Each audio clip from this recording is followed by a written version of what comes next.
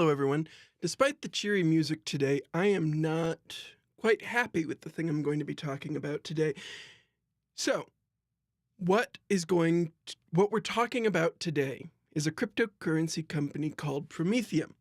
Prometheum is an alternative trading system registered with the SEC, combined with a couple of other entities, including a special purpose broker-dealer, another FINRA registered broker-dealer, and a bunch of other stuff.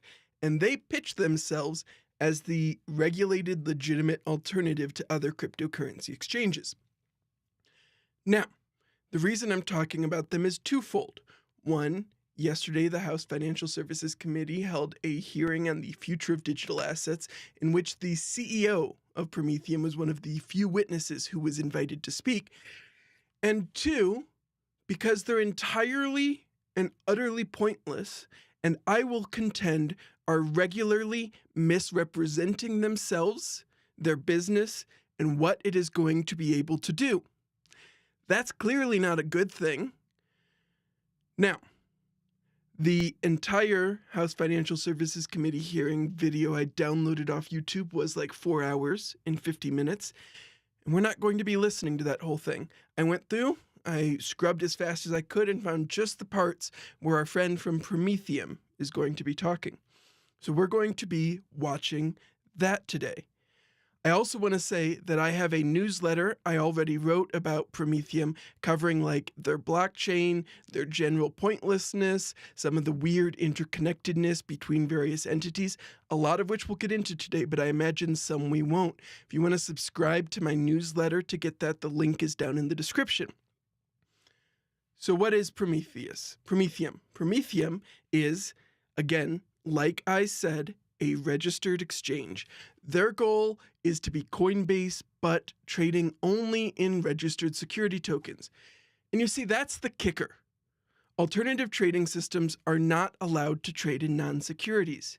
So, if we agree with most of the regulators that Bitcoin is not a security, Prometheus can never trade Bitcoin. If the SEC sticks to their stance and Ether ends up being a commodity, they can never trade Ether. Furthermore, and this gets really into the weeds, and I think this comes up during this video, most of the other cryptocurrencies, even if we believe they are securities, and we have good reason to believe many of these tokens are securities, they're not registered. Prometheus contends that they'll still be able to trade assets they believe are securities that are not registered. But as far as I can tell, and from the people who I've been able to talk to so far, that is just objectively not true. So there's also fundamentally the flaw that blockchains don't make an alternative trading system better. They don't make a broker-dealer better, especially when it's an entirely permissioned multi-blockchain system that you're building on top of Gavin Wood's little side project, right? And so broadly, fundamentally, they are pointless on multiple levels. Yet they were invited to speak at this House Financial Services Committee, and moreover, they seemed like they were the witness who was expected to hold the line that, no, we do not need any new regulations. We can have a regulated, well-functioning cryptocurrency market under current regulations. And I understand why people think why people want that to be true. But fundamentally, I don't think it is. I think the SEC has the authority to continue to enforce securities rules, and they end up in this position where if they take that through to its logical conclusion, they gut a lot of the cryptocurrency ecosystem. Exchanges that want to operate in the United States or with access to U.S. capital markets aren't going to be able to list practically any cryptocurrencies, right? The SEC goes to the end of their power.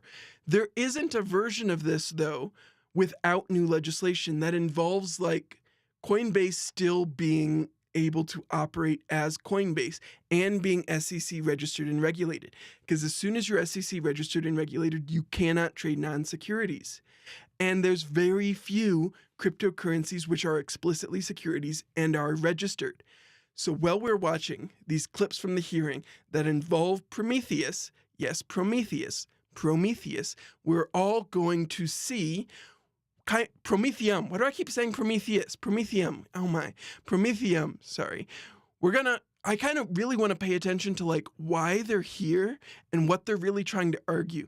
And as we go through, I'll also try to get into some of the other controversies and weirdness I uncovered while I was researching them earlier today. So, without any further ado, let's watch just part of this congressional hearing. Mr. Kaplan, you're recognized for 5 minutes. Committee Chairman McHenry, Ranking Member Waters, and esteemed members of the committee. Thank you for the opportunity to testify at today's hearing on the future of digital assets, providing clarity for the digital asset ecosystem. My name is Aaron Kaplan, and I am the founder and co-CEO of Prometheum. As an attorney, I think you mean Prometheus, Kaplan. I'm pretty sure it's Prometheus. I wouldn't have said Prometheus a dozen times if it was Prometheum. my background is in securities laws. Fun fact about Aaron Kaplan, the law school where he got his degree lost its accreditation like 5 years after he graduated. Also, the only law firm he's ever worked at is his dad's. Since 2013, I have dedicated my career to the application of distributed ledger technology to the Yet, before he started this, before he was at this company, his last company was one where they were doing a crowdfunding for game companies under the crowdfunding exemption that was added in the Jobs Act in like whenever that was. securities industry and the related regulatory issues. Prometheum and There's 2 CEOs for Prometheum, by the way, 2 brothers who, and like I said, they work for their dad at the law firm, and also their dad owns one of their subsidiaries and the brother owns one of the subsidiaries, and we'll get into that. subsidiaries are building a public marketing. Mr. Kaplan, if you'd pull your mic closer, be helpful. Prometheum and its subsidiaries are building a public market and custodial infrastructure for digital asset securities pursuant to the federal securities laws. That sentence is basically meaningless. I'm just going to say it. Prometheum has developed proprietary technology in the United States, integrating the requirements and investor protections of securities regulation and efficiencies of distributed ledger technology. Prometheum subsidiaries are Securities and Exchange Commission registered broker-dealers and FINRA members. Prometheum ATS is an SEC-registered alternative trading system that matches orders for buyers and sellers of digital asset securities under the federal securities laws.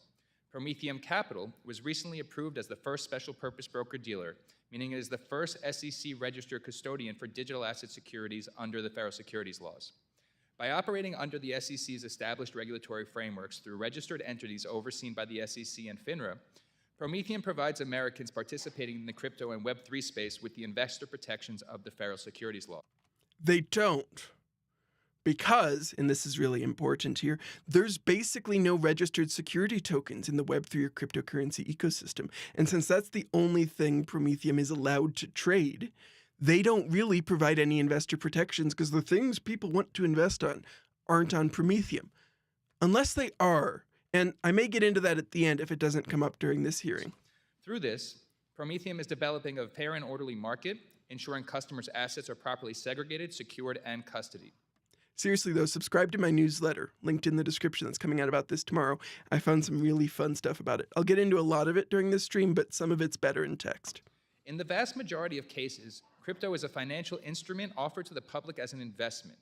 Intermediaries are required to be regulated by the SEC based on the services they provide to the public. Properly regulating crypto trading, clearing, settlement, and custody under the securities laws provides a proven mechanism through which to allow and encourage responsible participation and innovation, while at the same time ensuring that investors are protected. There has been much discussion lately about the need for greater regulatory clarity for digital assets. The essential point at hand is not about more or less regulation or even new regulation, but rather the application of the existing regulatory frameworks to digital assets. See, but like what I said previously with this point, is you can say that the regulations are fine as they are, but you have to acknowledge that that effectively means that most of cryptocurrency as it exists today is not going to continue existing. And that's a thing that many people, like the Prometheum CEO, seem unwilling to really grapple with. The federal securities laws have been tried and tested for almost 90 years and have allowed the United States to establish the world's most trusted and advanced financial markets. The SEC is by far the most capable financial market regulatory agency in the world. The SEC relies on FINRA, a self-regulatory organization whose mission is market integrity and investor protection, to regulate the securities markets. Together, the SEC and FINRA employ approximately 8,000 employees to oversee these vital securities functions. Put simply, The federal securities laws and oversight from the SEC and FINRA have proven to be the most effective system to protect investors, operate fair and orderly markets, and protect customers' funds and assets. We have an episode of Crypto Critics Corner called Fuck the SEC. There's an asterisk where the U is supposed to be to trick YouTube, though. You guys should look that up. I think you'd like it if you think what he's saying is compelling. I don't agree. As early as July 2017, the SEC put the industry on notice in the Dow report, stating that digital assets and related financial services could and likely did implicate the federal securities laws. This is true. The Dow report did pretty clearly lay out that a lot of cryptocurrencies are securities.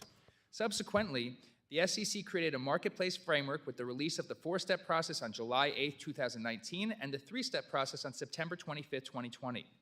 Thereafter, the SEC created the framework for the clearance, settlement, and custody of digital asset securities through the special purpose broker-dealer release on December 23, 2020. They are the first company to get approved for that special purpose broker-dealer license, which is fascinating to me for reasons we'll get into. These releases provide the framework for a compliant path forward for crypto in the United States. I want to stress that point. There is a compliant path forward for crypto in the United States that the SEC has clearly laid out. Those who argue for new laws are simply not willing to comply with existing applicable securities laws and regulations. So this is, again, a half-truth. That is true about the existing companies, but then we need to really talk about what compliance looks like and what that means for the cryptocurrency ecosystem. I think that there might be value in the kind of approach that effectively gets cryptocurrency. I think cryptocurrency is most useful for censorship resistance and things like that, which are not necessarily related to a lot of the fundraising and capital formation aspects that crypto ends up being used for. And so I think it's possible to make the argument that that type of thing should be a highly regulated activity. That's fundraising and capital formation, and basically make it really hard for any cryptocurrency company that wants to do that using crypto. But that doesn't really leave a purpose or a place for a company like Prometheum. They're trying to walk some kind of tightrope, walk some kind of line to leave a space for themselves. New legislation is not in the best interest of the investing public or the blockchain industry. Legislative efforts will take years to implement while the American public will continue to operate on reckless, unlawful platforms. Also, just for some context, Prometheum started way back in 2017, and they were supposed to launch in 2019, 2020, 2021, 2022, and now they're supposedly launching Q3 of this year. In conclusion, the United States fosters innovation through the vibrancy of our capital markets. U.S. capital markets flourish under the established regulations of the federal securities laws overseen by the SEC and FINRA. In order for innovation to continue to thrive in the digital asset space, the protections afforded by the federal securities laws need to be in place. Proper regulation under the federal securities laws is not a hindrance to innovation, rather a prerequisite that will allow innovation to flourish. Thank you again for the opportunity to testify at this hearing, and I look forward to answering any questions. Well, thank you so much, Mr. Chairman. I did not anticipate that we would have such strong advocacy for CFTC and for the SEC, so this is interesting. Mr. Kaplan, while Democrats are taking a serious look at the Republicans' market structure bill, I'm deeply concerned that some of the most basic investor protections are missing from the bill. This bill they're talking about is the McHenry, Thompson, Hill, Johnson proposal for new cryptocurrency regulations, which creates an SRO, promotes some kind of SEC and CFTC cooperation, and may have a carve out for commodities and securities and where cryptocurrency fits. But my understanding of the text is that it's kind of written in a way where it doesn't actually effectively carve it out. But there's some debate about that during the course of this. First, any commingling of investor funds must be strictly prohibited. We saw with the collapse of FTX that much of the fraud and investor harm came from the commingling of customer funds, which enables CEO Bankman-Fried to steal his customers' property. The bill also seems to permit trading facilities to trade against their own customers and engage in other activities prohibited by today's security laws. Zach, I think at best, half of the representatives in this hearing know what a Bored Ape is, or even have a vague conception of what an NFT is. Do you agree that commingling of customer funds should be prohibited? Will your firm commingle customer assets, Mr. Kaplan?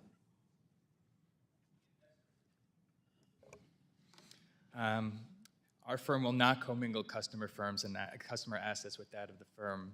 Our model does not have proprietary trading or market-making activities. Thus, customer assets will not be commingled with firm assets because in that sense, there are no firm assets. Okay, yeah, but you also have two separate broker-dealers which are underneath the Prometheum Incorporated thing.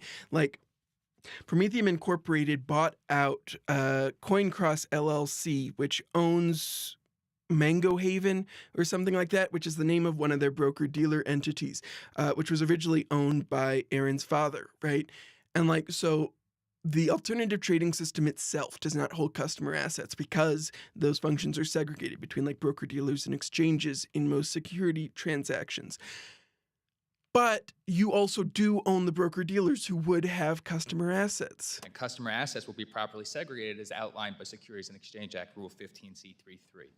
Now, when it comes to the investor protections of the federal securities laws, we saw the dangers of what happens when they're not in place with FTX. The federal securities laws would have done the most in terms of preventing an FTX-like situation. They ensure fair and orderly markets. They ensure that markets are not manipulated. They ensure that you can't trade against your customers' accounts necessarily. They also ensure proper segregation of customer funds and assets from that of the firm.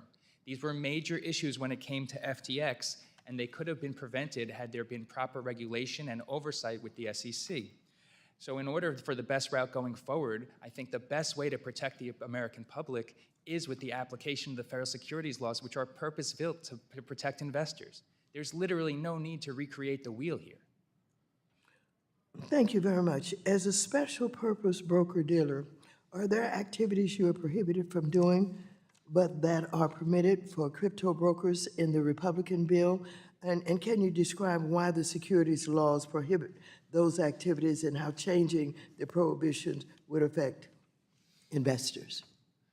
The special purpose broker-dealer is capable of custodying digital asset securities under the federal securities laws. But there aren't really any digital asset securities, right? Like, that's kind of the issue here. Even Prometheum itself, which issued a token, or intended to issue a security token that was going to work in their Prometheum blockchain, actually ended up selling warrants or options that were eventually convertible into the token and haven't actually created the token itself yet, as far as I can tell. And so, like, what are they even supposed... Custodying digital asset securities is kind of a fake thing because there are no digital asset securities to custody. But nonetheless, we persevere. Pursuant to the federal securities law, there's filings and disclosures that must be submitted to the SEC, and these disclosures and filings include firm financials, possession and control reports, and as far as reporting, and it goes as far as requiring disclosures about firms' affiliates. Having these systems in place in order with the ongoing reporting, the proper oversight, and the investor protections of the federal securities laws will ensure market participants are properly protected and are the best way to protect the American public going forward. Mr. Kaplan, I also have concerns with what the bill refers to as provisional registration. Specifically, I'm concerned that this gives crypto firms that are violating our securities. So I think this is kind of the carve-out that's kind of a poorly designed carve-out, but I haven't gone deeply over the text of the proposed bill yet. Law, a get-out-of-jail-free card. This provision seems particularly harmful because firms like Binance or even FTX, which have both been alleged of fraud, would effectively block the SEC from continuing its investigation. Are you concerned by this provision of the bill? What impact do you see this having on investors? I'm very concerned by the provision of this bill, as the provisional safe harbor would essentially present a system where the American public is still exposed to the dangers that they were previously exposed to while that safe harbor goes to full registration. Furthermore, basically, when you look at the best way forward has to be to use the most robust system to protect the American public. And the most robust system to protect the American public is the federal securities laws. I'd like to point out the American public was the one left holding the bag when it came to FTX, and when it came to the violation. I mean, mostly it was other cryptocurrency companies. Like, the biggest creditors we found for FTX so far aren't like American individuals. It's been other cryptocurrency hedge funds. Or the alleged violations when it comes to Binance and Coinbase. And essentially, the best way to protect them going forward is to establish the most robust regulatory regime. The SEC and FINRA combined have 8,000 employees. The CFTC and NFA combined have 1,300 approximate employees. This is a good point to make, and is why, like, even the expansion of the SEC under the, like, Thompson, Johnson, McHenry, Hale proposal, the CFTC, Austin Benham, estimates they would still need like $40 million per year in additional budget in order to expand to even have a chance of managing it. And other CFTC commissioners think even that wouldn't be sufficient for them to grow to the point where they could sufficiently regulate like cryptocurrency exchanges and spot markets. The best way forward is pretty clear and logical, is the application of the federal securities laws. Thank you very much. I yield back. Thank you, Mr. Chairman. Mr. Kaplan, 90 years ago, Congress created our federal security laws to protect our investors and to establish robust regulation against misrepresentation and fraud in our securities market. However, since then, we have seen decades of legal precedent established that yielded consistently benefits to our consumers and our investors in the long run. Unfortunately, I believe that under this misguided digital asset market structure bill we're dealing with now, the fundamental approach to security laws is effectively undermined to the detriment of the.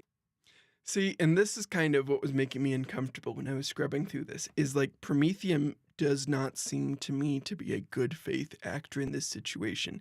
But there's a lot of representatives who keep throwing to them knowing they're going to get the lines they need, with seemingly little regard for what Prometheum's stance actually means practically. And like, that's clearly part of the whole performance of politics, right? It's like how Maxine Waters has gone from describing like her work with McHenry as collaborative to calling it a Republican bill, as people have kind of coalesced on different sides of this current disagreement. But it's still like disappointing for me to watch this entity with a nonsense proposal get treated as like a good faith advocate for the SEC. American investor. And I am particularly referencing sections of the bill which gives much of the authority over digital assets previously with the SEC and instead placing it at the CFTC. And the bill would exclude also digital commodities and payment stablecoins from the definition of a security under the security laws. This is antithetical to current law, where an asset can be both a commodity and a security. All securities are commodities, actually. They're a specific, like, special class called excluded commodities, where they are explicitly excluded from certain commodities regulations and treated as this separate type of asset that then falls under a securities regulator purview. So by creating an entirely new regime for so-called digital commodities, the bill eliminates the SEC's ability to determine what is or is not a security. So, Mr. Kaplan, what consequences may arise from this? Make it plain to us. This is the heart of the matter. See how it feels like to me? He's almost asking for him to say the line he needs said to make his point. Could this potentially result in less protection for our investors than is currently provided? I anticipate that it would. Essentially, as you mentioned, the federal securities laws are tried and tested over generations. There's not just case law, there's follow-on legal precedent and additional regulations and basically continuing actions thereafter. And essentially, the concept of creating a new regulatory regime that would make a determination whether a digital commodity will exist will create sort of a void in between what we have now and when that is fully in place. It'll take maybe half a decade for those laws to be flushed out such that they might be viable. And in the meantime, we have an existing framework that's purpose-built, meant to protect investors. It does feel a little bit like you're insulting Congress when you go into one of their hearings and go, you guys could spend 5 years, 10 years, God, even more, and I bet you couldn't figure out how to regulate this shit. I mean, come on. Meant to ensure there's proper disclosures, meant to ensure there's fair and orderly markets, and basically that customer funds and assets are properly segregated and secured. So essentially, in the meantime, while all of this is sort of flushed out in the legal system and basically the digital commodity is operating in a semi-security capacity because it's always arguably been a security, the investors participating in that space will not have proper disclosures and not proper protections and also not proper oversight to ensure they're properly protected. I also want to circle back to the provisional registration. The provisional registration really provides a get-out-of-jail-free card because essentially when an entity registers or provisionally registers, the SEC cannot go after their previous actions. So in theory, if Binance or if FTX was still around were registered, once they became provisionally registered, those who suffered at the hands of the malfeasance of those entities would not have legal recourse. How is that in the best interest of the American public? I don't think that's entirely true. I think that's a misreading of like some of the exemptions provided and still neglects like criminal charges would be separate and would be brought separately. It's not. Well, Mr. Kaplan, I agree with you 100%. What do you think we should do about this? Follow the existing federal securities laws, which have been tried and tested over generations and are literally meant to protect the retail investing public. It is a clear and logical pathway forward. Thank you, Mr. Kaplan. Kaplan, what is your view? How do you view the role of the federal government vis-a-vis the states when it comes to regulation of stablecoins issuance? Under the draft bill, I think there is potential issues when it comes to the fragmentation and the different regulatory regimes. Essentially, a stablecoin could be licensed on a state level, but what happens if...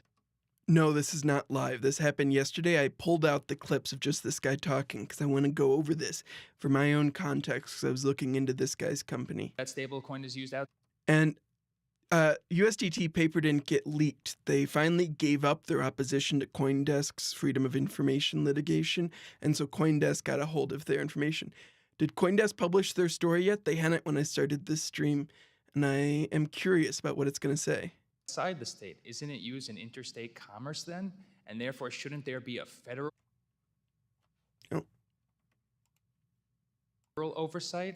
I think the most appropriate way to ensure that investors and the public are properly protected, particularly when it comes to stablecoins, which arguably pose the largest and most systemic risk, is to have proper federal oversight that is uniform, that would prevent any sort of regulatory arbitrage, where issuers would choose one state versus another because they're more friendly towards the approval process.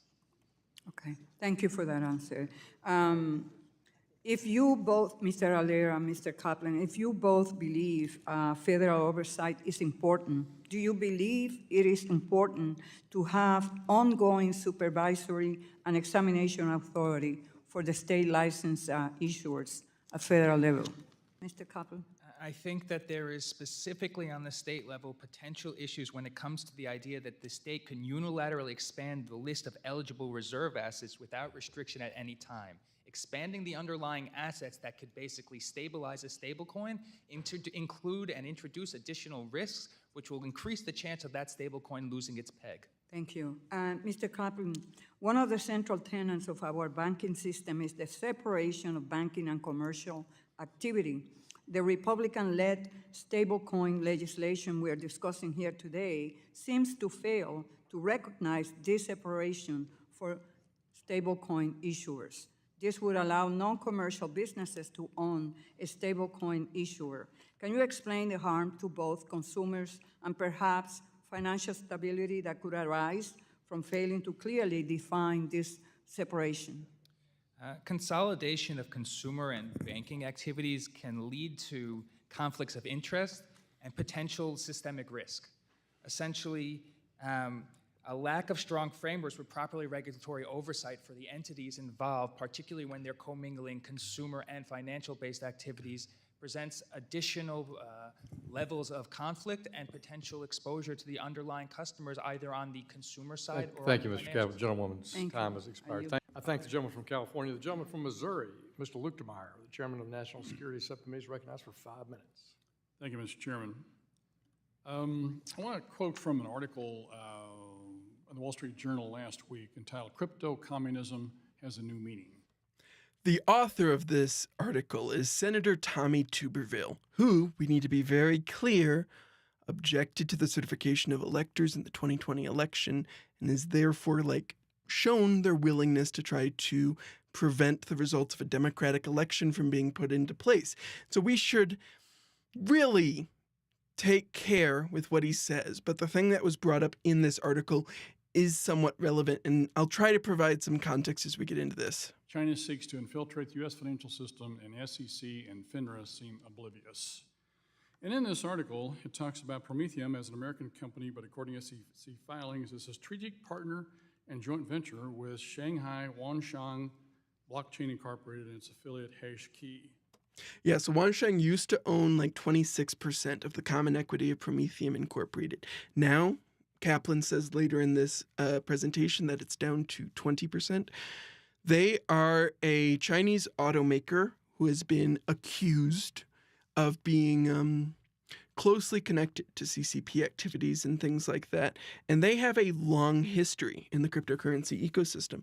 Back in 2015, Wansheng launched their cryptocurrency initiative by making a really large, for the time, purchase of Ether and announcing what was then called the Blockchain Lab, which was kind of a not-for-profit that had Vitalik Buterin, the head of Ethereum, as its chief scientist. And they still claim Vitalik Buterin is their chief scientist. And they also added in, the Fenbushi Capital guy, the BitShares guy, and one of their own directors and executives to start this up. So that was their research part. And at the same time, they launched their fund. This fund, which would eventually become Wansheng Blockchain and its various subsidiaries, which have since invested in a lot of other things. Apparently, 26% into Prometheum. There's some other context that we'll get into, but I think we've got better opportunities for it. Now they're down to 20% apparently of Prometheum, and this representative is worried that the SEC is granting approval they shouldn't be to this organization, which they imply, but will of course not explicitly say, is somehow CCP related. The former company is a spin-off of Wansheng Group, which has deep ties to the Chinese Communist Party. Wansheng Group was founded in 1969, and the founder passed recently, and an official press release commented that the comrade always listened to the party and followed the party. That group is now led by that gentleman's son, Lu Wangding, and the press release is almost identical by saying that he will carry forward the practice of the deceased founder and always listen to the party and follow the party. I can tell you from being on the Chinese Select Committee, that is a chilling statement when we have an American company that's in bed with the Chinese. Mr. Kaplan, what percentage of your company? Vitalik does have some peer-reviewed publications. I think they've submitted some of their various consensus algorithm work for peer review, and Vitalik is listed as an author on several of them. Is owned by a Chinese entity? I think approximately 20%. See, this is where he says 20%, and he reiterates it later in the hearing, but I'm pretty sure that their disclosures at least used to say 26%. 20% of it. How much influence do they have over your company? They have the same rights as other shareholders. How much access do they have to intellectual property? Wang Zheng has no access to any Prometheum code or technology or system, server, or customer data. That is an interesting sentence because you see, back in 2019, at least, in 2020 at least, when they were still talking more about their blockchain, they did explicitly say they were using HashKey's cold hot wallet technology as part of the development of their Prometheum blockchain. And HashKey, as we all collectively know, was spun off from Wansheng Group. And so, at one point at least, their technology was coming from an agreement with this, but apparently now is not, if we believe Mr. Aaron Kaplan. If they're on the board of directors and have access to all your data from the standpoint of being an investor, how do you answer that question like that? The bylaws were changed in the filing that was filed with the SEC on November 2021, and they basically limit who has access to data, including directors. Okay, where's the data stored right now? In the United States? Okay, your headquarters is here, your data is stored. It's not stored anywhere in China. Not at all, sir. Okay, you had a designation as a digital asset security broker dealer, and as such, you have a lot of person identifying information on your clients, do you not? Correct. Okay, does any of that information or any of the technology does the Chinese have any access to that at all at this point? Absolutely not, sir. I want to point out Prometheum is an American-born, bred, and controlled company, and basically no foreign influence or control over Prometheum is had to any of its systems, its code, its servers, or its customers' data. Well, I'm glad.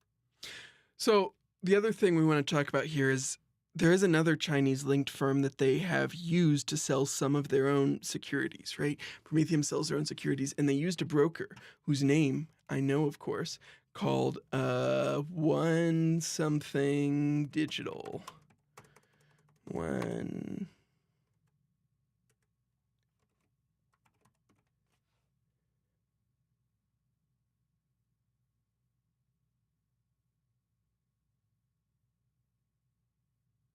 So yes, they also their broker for several of their security sales was Network One Financial Services, and several of the principals for Network One Financial Services also own a consulting firm that helps companies expand into China.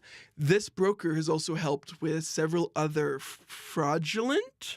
accused of being fraudulent cryptocurrency offerings, including Long Island Iced Tea Company a few years ago renamed themselves Long Blockchain.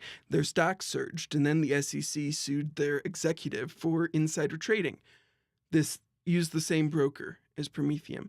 Longfin settled with the SEC over accusations of fraud and misrepresentation. Use this same broker.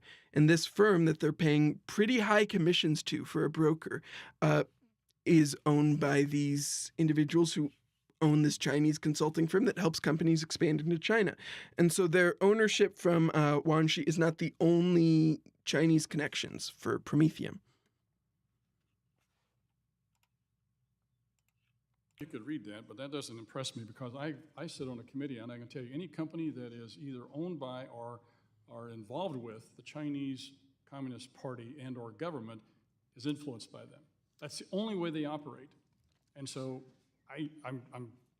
what safeguards have you got in place to make sure they don't get anything that's in your company? Sir, we both had a CFIUS inquiry and an SEC investigation where we were required to give all communication. So what benefit do the Chinese then involve themselves in your company? If they can't access it, if they can't access information, they can't access your technology.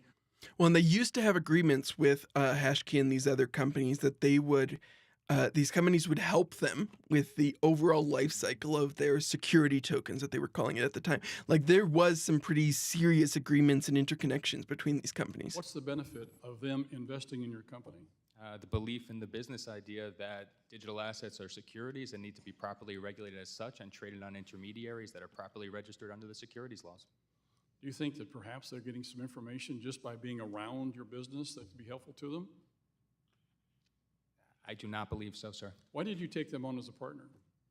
Why can't you have an American partner instead of a Chinese partner? What's the benefit of having a Chinese partner in this business? As anyone who's started a startup knows, when you are young and small as an entity and a large established entity seeks to have a relationship with you, you look for the opportunity. If there had been an American opportunity, we probably would have taken it. Well, that's troubling because you see, this is exactly how the Chinese work their way into our various companies in this country. They see an opening because there's a need there for the company to grow, for money, for expertise, for technology, and they're standing there with their hands out, being willing to add that to the portfolio or give to whatever you want to do here. And as a result, then they've got their hands on you. It's very disturbing to see that that's what's going on here. So I'm just worried that this is a situation, and here we have the SEC giving you one of the first digital asset security broker-dealer's license. It's, where's the SEC on this, I'm wondering. But anyway, I see my time is getting short. With that, Mr. Chairman, I'll yield back. Gentleman yields back. The gentleman from Massachusetts, the ranking member on the Digital Assets Subcommittee, Mr. Lynch, is recognized for 5 minutes. Thank you, Mr. Chairman. Mr. Kaplan, I'm going through the bill itself, and it's remarkable that the Commodities Exchange Act actually reads out of the law 4 major pieces of legislation that have been intrinsic to strengthening our markets. The Securities Act of 1933, gone. Securities Exchange Act of 1934, gone. Investment Company Act of 1940, gone, does not apply. Investment Advisors Act of 1940, does not apply. Sarbanes-Oxley sign-off of annual reports, gone. Matter of fact, annual reports are gone. All of these bills were put in place, right after the stock market crash in 1929. And because we had 9,000 banks in this country go out of business, fail, Congress, with the support of Wall Street, amazingly, at the time, came back and said, how do we... Support of Wall Street might be overselling it. More like Wall Street realized that there was enough public demand and outcry for it that they wanted to try to kind of co-opt the process. Does that make sense? Restore the trust of investors in Wall Street, in the stock market, in our banks. And we came up with this this menu of bills that tried to restore confidence. This is a review. This is not live. Our financial system is built essentially on trust. And we got trust by providing public information to those investors right up front to build confidence in their investments. You've been able to follow those rules in establishing Prometheum. What do you think the consequences will be if new companies have the choice of either being regulated or as Gary Gensler has pointed out, operate like the Wild West? Where do you think, and especially if it's a state-by-state model where you can go to a... I think he's going to say that companies would pick the Wild West. And so this is why we need to lean on our well-tested, generations-old securities laws. I bet that's what Kaplan's going to say. State like New York, which has an established regime and somewhat of a regulatory framework, or you can go to some other state that is very loosely regulated. What do you think the consequences of those choices will be on the markets? The American public will be harmed. Essentially, what we've seen is that the Wild West crypto financial services ecosystem focused on revenues at the expense of customers' best interests. The way forward, the best way, really the only way forward, is the application of the federal securities laws to ensure investors are protected. As you mentioned, sir, the major acts when it came to the securities He knows his lines. laws were passed after the 1929 crash. We learned our lessons then. Regretfully, we didn't understand them now when we're in 2022, but now, in hindsight, it is totally clear that the best way forward and the best way to protect the public is literally the application of the federal securities laws. Now, I want to point out there's been discussion about a lack of regulatory clarity, and that's just not true. The SEC put the industry on notice in July 2017 in the Dow report. The SEC has released compliant frameworks for the trading and custody of digital assets. Yeah. Those who argue that there is a lack of regulatory clarity need a lack of regulatory clarity because they can't be compliant under the existing clarified regulations. Exactly. An asset that could reasonably be called a security, like let's talk about the Maker token for MakerDAO, does not function in the way it's supposed to for the MakerDAO protocol if it's registered under existing securities laws and like done in that way. You can say that that means Maker shouldn't exist because this unregistered security should not exist and you shouldn't be allowed to do that. But you can't, you have to acknowledge that that means you are taking out any of these types of things which cannot reasonably function if they were to register. As I keep trying to reiterate, like the one thing cryptocurrency might be actually good at is censorship resistance. And as soon as you have to do the steps that are required to follow the transfer restrictions and stuff for a registered security, you are fundamentally sacrificing all of that censorship resistance. Digital asset securities are pointless. We already have ways to transfer securities, and marginal improvements in that may be worthwhile, but they don't particularly come from a blockchain. And existing cryptocurrencies don't work as regulated securities. And so you basically need to decide whether or not you find some new categorization that allows some of these coins to continue to exist and be traded. You universally apply securities laws and effectively eliminate many of these cryptocurrencies in the United States, or you continue to fail to regulate and allow these things to continue to exist as they are now. Mr. Kaplan, so the SEC has brought 130 enforcement actions and has won every single one of them. After each and every one of those enforcement actions, there's a written decision as to why that individual company was found in non-compliance. Is that instructive to the next company coming along? Is that instructive to you as a Sure, of course it is. a new startup? There has been clear indication, whether it's on the release, the enforcement side, or the statements coming out of the SEC, that the federal securities laws applied, and that those seeking to operate compliantly in the space when it comes to digital asset financial services need to comply with them.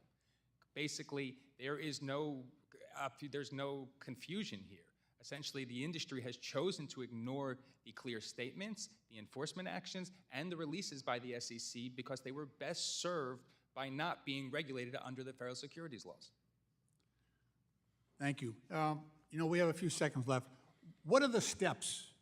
What are the steps for registering and coming into compliance under existing laws? Is it onerous or is it balanced? The steps are difficult, they're a little complex, and they take time, but they need to because when you're dealing with customer funds and assets. The gentleman's time has expired. Mr. Kaplan, I wonder if you have any views on this, since you've been seeing things slightly differently than Mr. Garrison.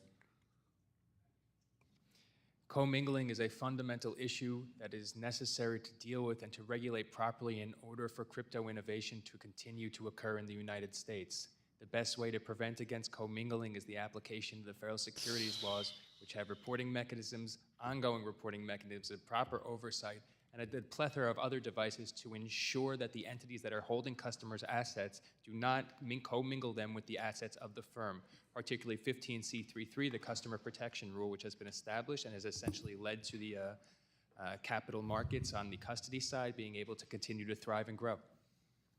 Okay, so just to drive this point home, I think we've agreed that perhaps the language as written is a bit broad, or the exceptions are a bit broad. So do any of our witnesses have objections if we use the language associated with prohibitions on commingling and custody accounts and that sort of thing to prevent commingling inside this bill?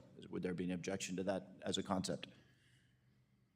Mr. Kaplan, your company recently received the first ever approval for a special purpose broker-dealer for digital assets. Since then, you've publicly proclaimed that there is obviously a way forward for crypto in the United States. However, while your company was approved, most of your would-be competitors are still waiting for their approval.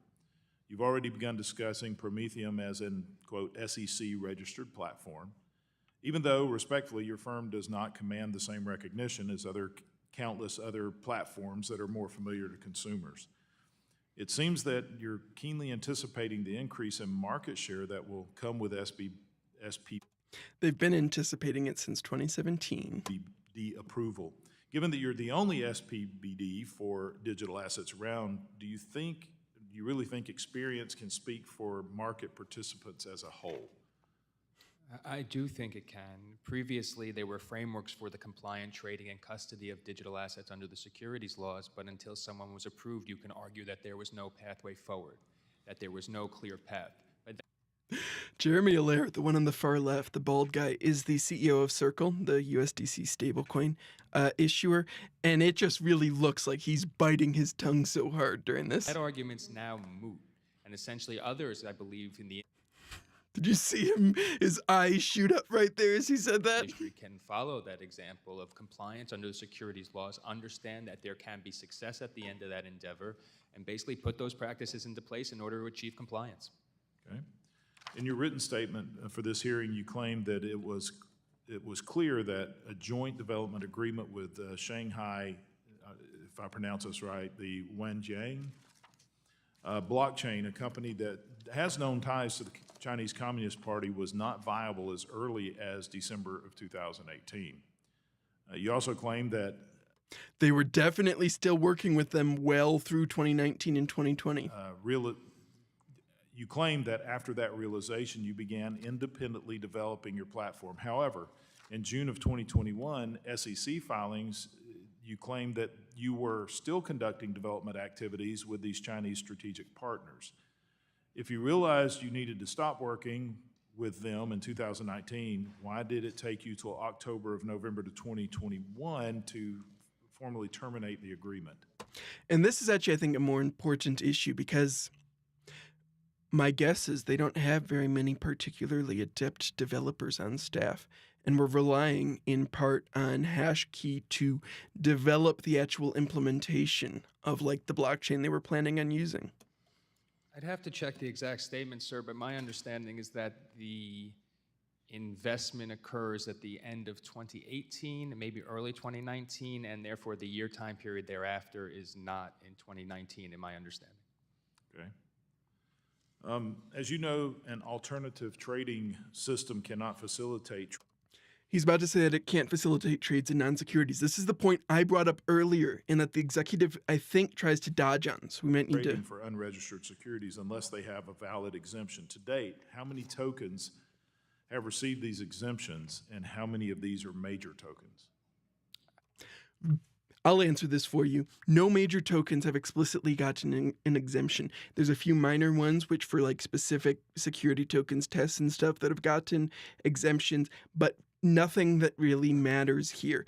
And Kaplan's assertion seems to be that there's some kind of implicit exception that's going to apply to a lot of these cryptocurrencies and will allow Prometheum to list them. But that is not consistent with my understanding of securities laws. Now, admittedly, I did not go to what is now an unaccredited law school, so I can't really speak to some of the subtleties in the same way our expert on securities law, Aaron Kaplan, can. But I think that they have been significantly exaggerating what types of assets they'll be able to list. I believe a significant number of the top 50 market cap tokens have gone the exemptive route. Nope. Okay. Mr. Chair, I see that I'm running out of time. I'll submit the remaining questions for the record, and I yield back. Gentleman yields back. The gentlewoman from Massachusetts, Ms. Presley, is recognized for 5 minutes. Thank you. This hearing is billed as a chance to make progress on cryptocurrency, but I would like to know progress for whom? In my opinion, Congress should not be doing the work of wealthy investors in advancing toothless and feeble legislation that can make the problem of an unregulated crypto industry worse. Mr. Kaplan, can you give an estimate of approximately how many cryptocurrencies exist? Thousands? Okay. According to a recent Forbes article, over 22,000, and many more are bound to be created. While there are differences among them, crypto tokens do share similarities. For example, cryptocurrency generally has a low barrier to entry. It would be really funny if there was like a wealthy Democratic senator who wanted to, like, they knew they were going into a congressional hearing the next day and they're like, Damn it, I want to say there's 50,000 cryptocurrencies, but there's currently only 20,000. And so they like pay someone that night to create like 30,000 new tokens, and they go, according to newly discovered blockchain analytics, there's 50,000 cryptocurrencies. If someone has a smartphone, they can simply download an app, connect a bank account, and become a crypto investor. This helps explain why cryptocurrency has become so popular, because it is so accessible. While a lot of folks want to highlight the innovation and opportunity that crypto offers, I am laser focused on making sure that the innovation and opportunity does not come at the expense of financial ruin for those who do not have MBAs or Wall Street experience or generational wealth to invest. Data shows that low-income Black and Latino adults invest in crypto at higher rates than white adults. Mr. Kaplan, for years, experts have warned of bad actors in the crypto market. Do you agree that a seemingly normal crypto investment can really be nothing more than a scam? I think that a lot of platforms utilize the advantages of the internet with the association of innovation in order to democratize scams to the general public, because they were not properly regulated and did not have proper disclosures and often had I'll nefarious. reclaim my time. I'll take that as a yes. Yes, ma'am. Thanks. Okay. So Congress has learned important lessons on how to regulate our economy and complex investments to protect investors from scams. When regulating something as high risk and volatile as cryptocurrency, we should be comprehensive, not restrained. Public disclosure, clearly established investor rights, stringent administrative oversight are critical aspects of our securities laws, but they are overwhelmingly lacking in proposals put forth by my colleagues across the aisle. When comprehensive regulation matters, just look at the recent economic turmoil. When FTX crashed late last year, billions of dollars, not millions, not thousands, billions of dollars were lost. And earlier this year, Signature Bank, which had deep ties to the crypto industry, collapsed, putting more than $100 billion at risk. Well, no. Like, Signature's collapse did not put $100 billion at risk because there wasn't like $100 billion hole between the value of their assets and their demand deposits, right? There was $100 billion in deposits, but a portion of those were insured, though a minority, and the rest were conceivably covered in large part by Signature's assets. There was a much smaller portion of money which was actually at risk in the failure of Signature Bank, and that's a testament to our comprehensive set of bank regulations. In order to protect investors in crypto, it simply does not make sense to start from scratch or create a weak regulatory system. We need to use best practices and further empower the SEC and federal watchdogs to oversee this industry. If we don't, the consequences can certainly go far beyond crypto. Mr. Kaplan, in your opinion, if there is a loophole created where non-crypto firms could take advantage of lax regulation on a secondary market to sell stock under the guise of blockchain, would they do it? Yes or no? I anticipate they would. All right. So if Congress is going to regulate cryptocurrency, we must make sure the solution is not worse than the problem. Thank you. That's true. I yield. Thank you, Mr. Chair, and thanks to all the witnesses who are here today.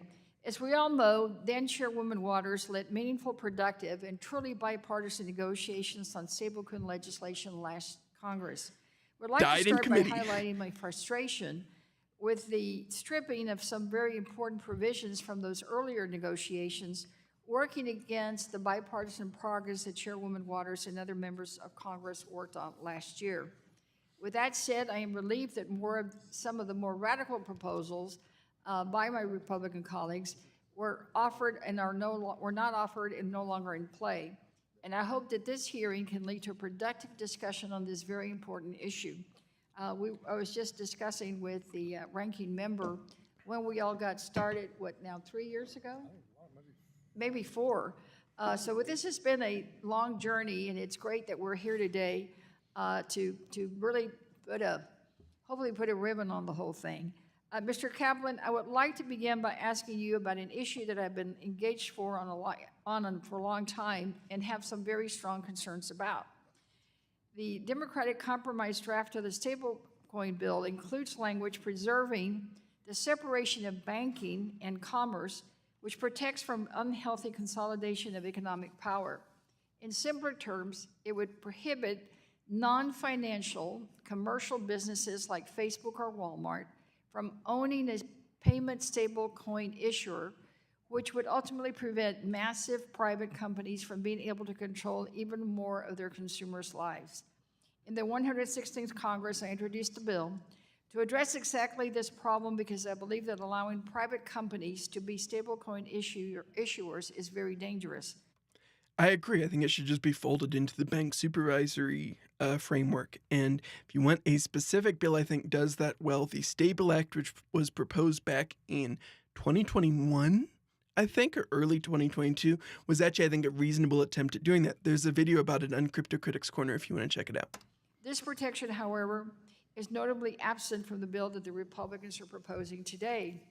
Mr. Kaplan, can you please highlight the kinds of customer harm that could come from huge companies issuing their own coins? Why is this separation important? The potential for conflicts of interest when a company has both commercial and financial interests both offered to the same customers is significant. Furthermore, the systemic risk and potential contagion risk associated with an entity that has a stablecoin is significant. There's the potential implications of a stablecoin losing its peg could have knock-on effects and contagion risks that would affect the larger financial market. And it's essential that we hold those who are issuing stablecoins to the highest standards and that we properly segregate those activities from other business activities. See, he knows his lines. Well, thank you. In carrying on with important provisions that the Republicans stripped from Chairwoman Waters' version of this bill, I would like to touch on the importance of diversity and financial inclusion in the crypto space, which this bill fails to even mention. This nation has a long history of building financial institutions and systems that are accessible and exciting for the wealthy and mostly white consumer, and inaccessible and exclusionary for everyone else. This nation continues to deal with credit inequity, lending inequity, banking inequity, and financial literacy inequity. And as clearly was pointed out by my colleague and friend from Houston, there's also panel witness inequity. And still, in front of our eyes, it appears that we are repeating our mistakes of the past and building a financial system that only makes the rich and privileged richer and more privileged. So, Mr. Kaplan, can you please speak about the importance of building financial inclusion language into regulatory legislation? It is essential for any industry to make sure that it is able to be afforded and available to all segments of society. And as such, it's important that there is diversity and inclusion.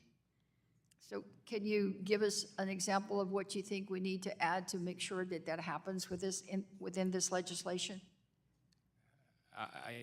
I don't have a specific example off the top of my head. I think that it is essential that there is a mention such that the policy of diversity and inclusion is made sure to be understood and integrated into the crypto industry and the larger financial industry as a whole.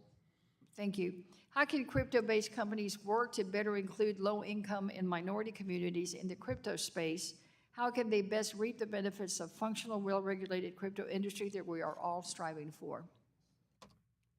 Again, a functional, well-regulated crypto industry that looks largely like today's industry, but with the players now under some auspice of regulation, fundamentally changes what cryptocurrency looks like, because so much of cryptocurrency is explicitly and implicitly about evading regulations, law, and the power of the state.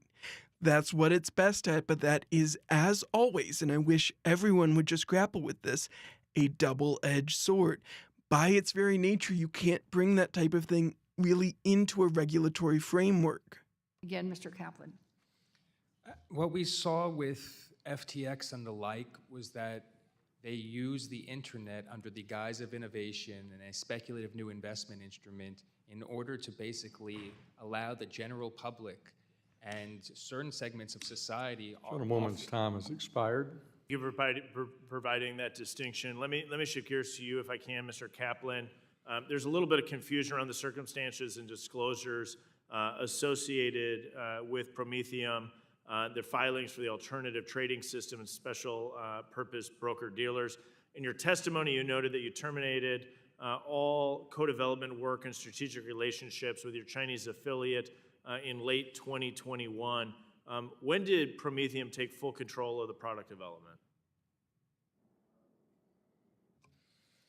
Prometheum realized that its endeavors with Wangzhang were not going to bear fruit, and as such, basically, that in conjunction with the ongoing decoupling that was occurring in the larger geopolitical sphere led to the decision to terminate that relationship. I believe the termination agreement is October 2021. October 2021, thank you. Did the SEC or FINRA at any point raise concern about the relationship between Prometheum and the Chinese firm? We had both a CFIUS inquiry and an SEC investigation where we were required to submit all communications with any foreign entity for review to the SEC. And basically the SEC, after we were told by our SEC counsel, after a period of time, closed the investigation. Thank you. Has Prometheum ever had to adjust its policies or procedures at the request of Hashkey or representatives of the Chinese government? No. Okay, I appreciate your testimony there. I want to just echo the concerns raised by some of my colleagues. Our regulators have done everything in their power to push digital asset business overseas, but they seem to be quite comfortable giving a stamp of approval to a firm with the relationships back to China. To me, this underscores the need for clarity and consistent regulation in the industry structure. Thank you, Mr. Nickel. I now recognize myself for 5 minutes. This is a good segment. This went viral on Twitter even before I downloaded this, so I know what's about to be said, but this is an important segment. I'd like to start by to read a... That's not an endorsement of Representative Flood. Do not take that as me saying Representative Flood is good. I'm saying this series of questions is worthwhile. Question from a comment letter that Prometheum sent in response to the SEC's December 2020 Special Purpose Broker-Dealer Framework. Quote, the definition of a digital asset security, as used in the proposal, is a digital asset that meets the definition of a security under the federal securities laws. This definition puts a burden on the industry to determine which digital assets are securities. As a result, we believe the clarity is needed to understand the regulatory framework. It is kind of funny that came after the Dow report, which Kaplan has repeatedly referenced. My stance is that the Dow report did provide a lot of the clarity that cryptocurrency companies are looking for and effectively told them their business models were illegal in the United States. But that's not really what Prometheum wants the answer to be. Prometheum wants the answer to be, actually, there's a way that all these companies can continue to make enough money to find issuing these things worthwhile. They just have to do it on our platform, where you use our security in order to pay transaction fees. They must comply with, end quote. That was in a letter dated April 26 from Prometheum, specifically signed by Benjamin S. Kaplan, co-CEO of the company. Wait, April 26 is in, that was like less than 2 months ago? That's hilarious. I thought that had to be from like 2021 or something. If they wrote that less than 2 months ago, this is even more striking. This into the record without objection. This concern, which Prometheum themselves raised in 2020, it was 2020, there we go. Probably sounds familiar for those who track this committee closely. It is the exact same concern we've heard from witnesses in front of this committee before. How can a broker-dealer register if they don't know which assets are a security and which are not? Further, it makes the same argument that other firms have made, that the lack of clarity from the SEC puts an undue burden on the industry. Mr. Kaplan, in your testimony, you were very confident that no new legislation is needed in the digital asset space to clarify this question. What has changed between the date of this letter in 2021? Okay, so it was 2021. Ha! Look at that. And when your firm called for clarity, and now, what has changed? Over the 2+ years since that time, there's been additional enforcement actions and statement by the SECs, which have clarified any questions that we had in regards to the designation of a digital asset as a security. Mr. Kaplan, Prometheum's website says that Prometheum ATS supports, quote, many tokens that mostly trade on crypto exchanges. And this is a thing they say on their website in the present tense. But as far as I can tell, their ATS hasn't actually launched. They're partnered with Anchorage Digital, the bank, for it, but they haven't actually, as far as I can tell, done any trades on it or made it open to people. On their website, they still say this is a wait list, but it's right next to a picture that shows like a bunch of assets on their supposed ATS. none of which are registered securities. So I am regularly perplexed by what state of finality their ATS actually exists in. End quote. I'd like to dig in on that just a little bit. Can Prometheum customers trade in Ether? If your answer is yes, please explain how. Not currently. Can Prometheum customers trade in Bitcoin? If your answer is yes, please explain how. No. Just for the audience at home's benefit, Ether and Bitcoin make up more than 60% of the digital asset market. Mr. Kaplan, given that either Ether and Bitcoin make up more than 60% of the digital asset market, if the current system is working, why can't your customers trade the most popular and widely used digital assets? Regulation and new. I mean, Kaplan's answer to this should be because Bitcoin is a commodity and because Ethereum is not compliant with current SEC regulations on securities. But of course, he's not going to say that because he doesn't want to take a definitive stance on Ethereum because he also wants Ethereum to eventually be an asset that he could somehow trade on his exchange. And also, he believes there's some mysterious exemption that I can't find that's going to let them trade a whole bunch of these assets. Who ATSs and custodians should take a crawl, walk, run approach, and essentially they will proceed to add additional assets and abilities as time goes on. I'd like to point out when the... I'm going to reclaim my time. Mr. Kaplan, did Prometheum receive any additional exemptive relief from the SEC that has not been publicly shared? No. Thank you, Mr. Kaplan. Prometheum's special purpose broker-dealer license does not address the core issue. There is not a consistent definition of a digital asset security within current law. This point was made obvious when Chair Gensler could not say definitively whether Ether is a digital asset security when asked by Chairman McHenry in this very room a couple months ago. In other words, that same question that Prometheum themselves raised in their 2021 comment letter is still unanswered. That's why legislation is needed. That's the problem that the chairman's bill works to solve. To testify in front of our committee that your company's charter, which only allows for trading in a very small subset of assets, is evidence that no legislation is needed, just doesn't make sense. If anything, the fact that Prometheum's customers cannot trade some of the most popular digital assets is an illustration of the broader problem, Mr. Kaplan. I yield back. And Mr. Norman is now recognized for 5 minutes. I want to thank each of you for your testimony and for a long day, so I'll be brief. Mr. Kaplan, in your testimony, you state that, quote, Prometheum provides Americans participating in the crypto Web3 space with the investor protections of the federal securities law. What assets do you plan to offer? Digital asset securities. What an answer. What an answer. Which assets are you going to list on your exchange? The assets we're going to list. But you've got a limited offering on that, don't you? I believe that a certain number of the top tokens qualify as digital asset securities. What percentage? 30, 40? But to be... Possibly a lot more. And as Chairman Gensler has said, the overwhelming majority of digital assets, arguably everything besides for Bitcoin. The fact that these things exist as unregistered securities doesn't mean you're going to be able to trade them on your ATS. The SEC believing these things are securities and going after these things for being unregistered securities is not going to magically make them eligible for trading on your ATS. What exemption is he looking at? I cannot figure this out. Is potentially a security. But you would have, pick a 6% that would be not regulated under the Those numbers are guesses at best. I'd have to look into it more deeply. It's my belief that almost every smart contract-based network token was issued with the intention to raise capital from the general public with the intention of the investor to make money in the common enterprise from the efforts of that common enterprise. I get that. Doesn't mean you can trade them. You claim that you're providing investor protections really would not be all-inclusive at all. Now, with your company, what bothers me about Prometheum is the Chinese 25% ownership.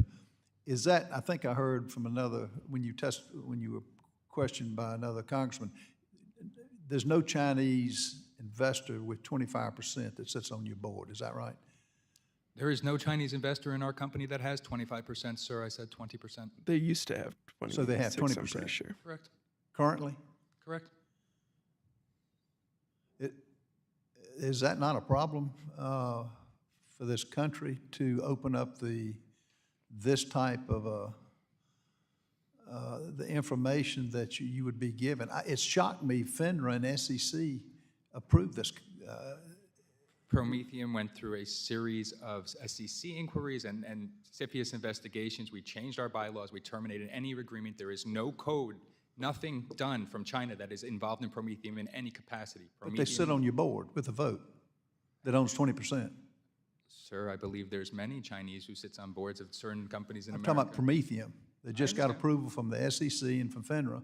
And there was a full examination by CFIUS into our interactions, plus the SEC, who we had to send all communications with China to any foreign investor.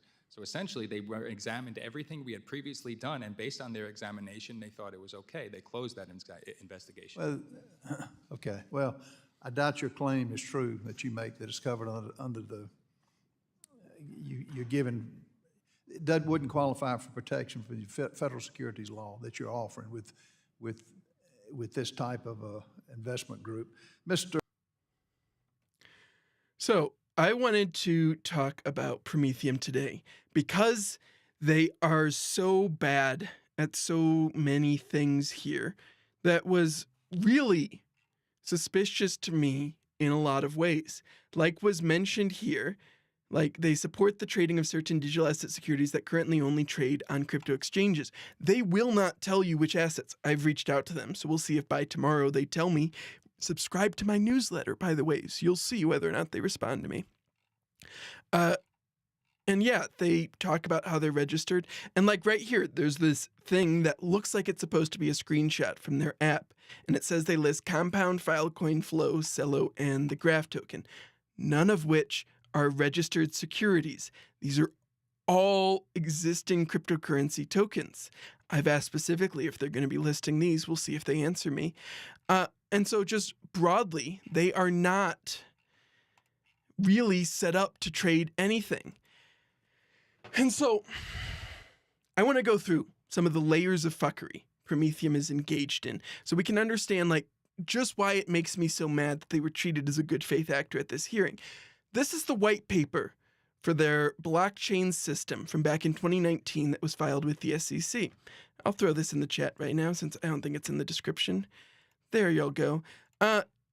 It describes their system. I've read this entire document, so I can summarize it for you.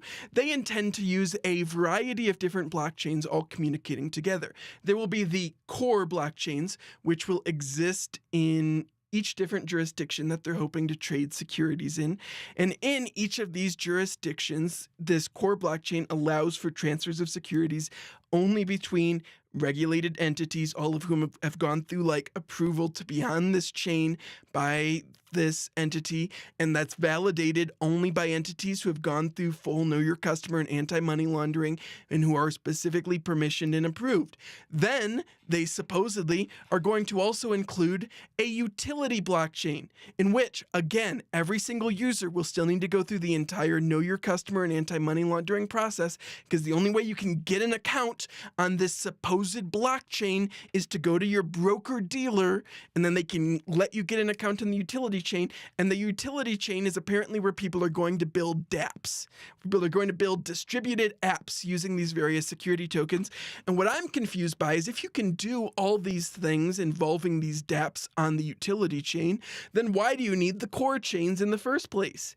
If you're allowed to do these transfers of these regulated securities on this utility chain, it sounds like you don't need the core chain. Regardless, the other thing they finally propose is that these dApps that are running on the utility chain could effectively set themselves up to bridge these securities over to other public blockchains. So for example, a company, like you could have someone set up a smart contract on the utility chain here that takes in these security tokens on this utility chain and creates mirrored assets over on, say, the Ethereum blockchain, potentially making these registered securities tradable on other blockchains. This fundamentally does not look like a compliant way to handle securities to me. And this is their white paper for their blockchain in 2019. That at that point they were developing with Hashicorp. So their blockchain makes no sense. As we've talked about, permission blockchains, pointless. You're losing all the censorship resistance that is the only point, and trading it for a slow and inefficient database that doesn't serve your purposes. Then you get into the fact that what you're looking at is the security tokens themselves are pointless because they don't add anything. When you have to follow all these different regulations, tokenizing it doesn't add any utility because you're still so limited in what you're able to do with it. And so Prometheum is selling this nonsense product with these assets that don't make sense, these security tokens. And to use this blockchain, you were going to have to spend and stake their own security token in order to use it. And yet they go into Congress and their argument is, no, the existing laws are great. Really, this is great. You're telling me this is what we should be doing right here. This is nonsense. Nothing in this white paper makes sense or is worth considering. They don't even know, or at least they won't say, what assets are going to be listed, and they're supposed to be launching next quarter. This entire thing is a mirage. It's fake. There's nothing really here that should be like considered or treated as meaningful. It's all meant to just kind of like obscure, obfuscate, like hide what is really meant to be happening here. And so fundamentally, what upset me about seeing this company here and hearing them push this point and seeing them treated so seriously is how unserious they are, how unwilling they are to engage with the actual problems. And instead, they have created a multiple layered system of bullshit in order to distract from the fact that they don't have a real product, that they don't have assets that they're willing to trade, and that fundamentally they do not exist as a meaningful alternative to other security trading platforms or other cryptocurrency trading platforms. The entire thing is just nonsense. It's bullshit. It's fake. And that made me mad. And it made me mad because it is, of course, implicated in all of these things. Please subscribe to my newsletter so you can read more about this awful company tomorrow. I don't have much more to say about it today. Thank you all for tuning in. If you want another video about people in Congress doing dumb things, then I linked my video about George Santos and the Ponzi scheme he was a part of in the description. Take a look at that one. The Ponzi scheme he was a part of was especially wild. And thank you all for tuning in to listen to me yell at Congress and this pointless cryptocurrency company.